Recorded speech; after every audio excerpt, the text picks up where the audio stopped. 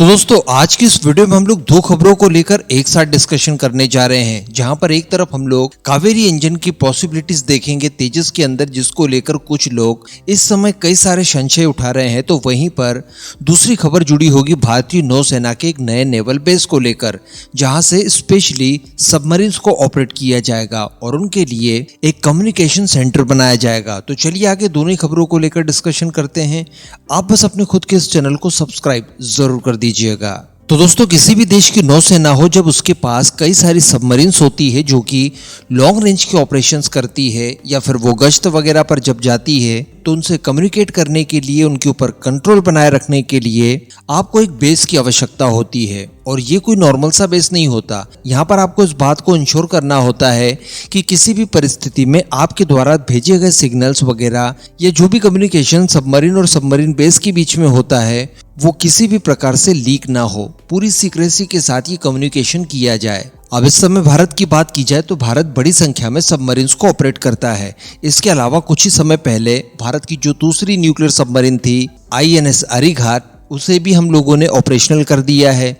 ऐसी परिस्थिति में इनसे कम्युनिकेट करने के लिए हाई प्रोफाइल बेसिस की काफ़ी आवश्यकता है भारत को। और चूंकि न्यूक्लियर सबमरीन की वजह से अब हमारी जो डिस्टेंस होगी वो भी काफ़ी बढ़ जाएगी, काफ़ी लॉन्ग रेंज पर हम लोग हमारी सबमरीन्स को भेज सकेंगे। तो इनसे कम्युनिकेट करने के लिए इस तरह की व्यवस्थाओं की आवश्यकता पड़ती है। तो बताया जा रहा है कि इसी के लिए तेलंगाना के विकाराबाद में एक वेरी लो फ्रीक्वेंसी, जिसे कि VLF कहा जाता है शॉर्ट फॉर्म में, इस तरह का एक कम्युनिकेशन स्टेशन इनॉग्रेट किया गया है 15 अक्टूबर को भारत के डिफेंस मिनिस्टर राजनाथ सिंह जी की तरफ से। बताया जा रहा है कि इसके ऊपर काफी तेजी से काम चल रहा है और अगले 2-3 सालों में ये पूरी तरह से ऑपरेशनल भी हो जाएगा। ये पानी के अंदर मौजूद भारत की किसी भी सबमरीन के साथ प्रॉपर कम्युनिकेशन कर पाएगा और ये कम्युनिकेशन साल के 365 दिन और 24 घंटे आप कभी भी कर सकते हैं। जितना भी कम्युनिकेशन होगा ये सिक्योरिटी पर्पस से इनक्रिप्टेड होगा और कहीं से किसी भी तरह से हैक होने का कोई चांसेस यहाँ पर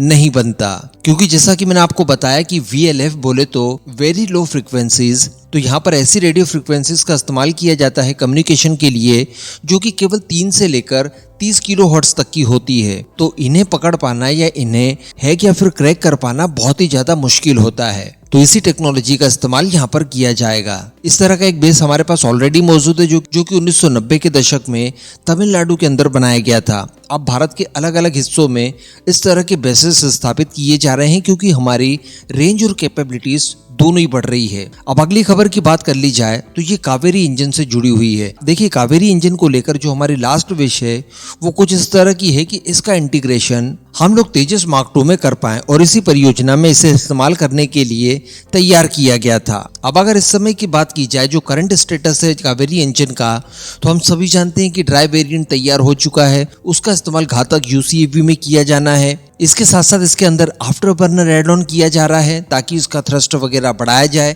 इसके अलावा तेजस मार्क 1 में इसका इंटीग्रेशन किया जाए जो कि एक ट्रेनर वेरिएंट एयरक्राफ्ट होगा और तेजस के अंदर इंटीग्रेट हो जाने के बाद इसके फ्लाइट टेस्ट वगैरह और सर्टिफिकेशन का काम वगैरह किया जाएगा। इस तरह के लास्ट अपडेट निकलकर सामने आए थे, लेकिन यहीं पर कई लोगों के द्वारा अब प्रश्न चिन्ह खड़े कर दिए गए हैं कि क्या तेजस के अंदर इसका इस्तेमाल करना, इसका इंटीग्रेशन करना, वो भी शुरुआती चरणों में उचित होगा भी, क्योंकि तेजस हम सभी जानते हैं कि सिंगल इंजन फाइटर जेट है। अब इसको लेकर भारतीय वायुसेना के कुछ अधिकारियों द्वारा चिंता जाहिर की गई है कि क्या सिंगल इंजन तेजस में इसका इंटीग्रेशन करके फिर उड़ान परीक्षण और सर्टिफिकेशन इतना ज्यादा आसान होगा और क्या उतना ही सुरक्षित भी होगा। और चिंता जाहिर करने के साथ साथ एक तरह से आपत्ति दर्ज करवाई है कि आप इस बात की कोशिश कीजिए कि तेजस के अंदर इसके शुरुआती परीक्षण और सर्टिफिकेशन वगैरह न किए जाएं जब तक कि कावेरी इंजन पूरी तरह से तैयार नहीं हो जाता, उपयोग के लायक नहीं हो जाता विद आफ्टर बर्नर।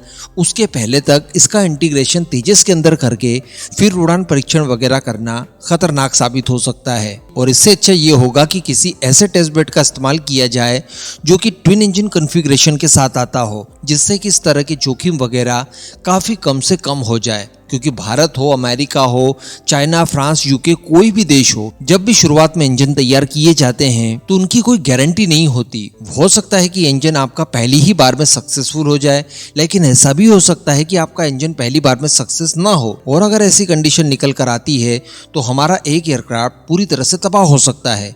जबकि अगर ट्विन इंजन फाइटर जेट होगा तो कहीं ना कहीं स्थिति कंट्रोलेबल होती है। एक इंजन के फेल हो जाने के बावजूद आसानी से लैंड वगैरह करवाया जा सकता है सुरक्षित तरीके से। अब इन सभी मुद्दों के ऊपर दोस्तों आपका क्या मानना है, नीचे कमेंट करके जरूर बताइएगा।